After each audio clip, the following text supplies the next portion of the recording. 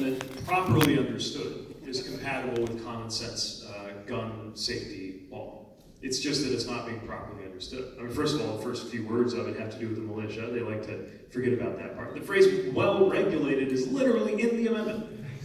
And yet it is talked about as though it is a kill switch on any regulation of any kind.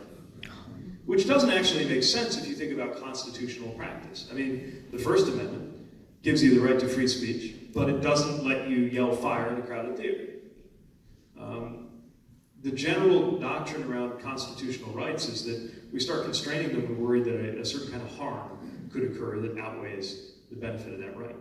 And who can say that's not the case when it comes to unfettered access to deadly weapons in this country right now? And it's why a common sense agenda that includes background checks, but also red flag laws, ways to disarm domestic abusers, taking these extended magazines off the market, doing something about access to assault rifles. All of these things are, in my view, compatible with the Second Amendment that allows for a tradition that is considered very important, and we should recognize is very emotional, not just from a defense perspective, but frankly from a perspective of love for a lot of people in this country. A lot of people form their most important family relationships at deer camp, fish camp. It's part of how families and communities bond. And part of why this is so emotional for people who actually, on specific issue questions, are with us, and yet sign up for the NRA and become single-issue voters against us, is that we are caricatured as wanting to attack that, when really we just want to protect each other. And the way I view it is that while some people throw in my face anytime I propose anything on guns, that the phrase shall not be infringed means you can't do anything.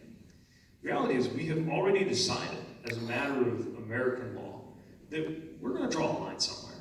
And that's been constitutionally tested. We know this because everybody can have a water balloon. Nobody can have a nuclear weapon. So it follows that there's a line.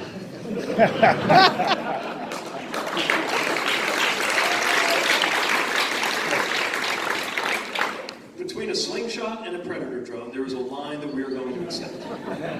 And what we've got to do, I think, is shift the debate from whether there ought to be a line to one on where we would draw it. And I think I know most Americans, in fact, some polling shows even in Indiana, bright red Indiana where I live, most Americans think we should draw that line in a tighter place than we have. Will it save every life?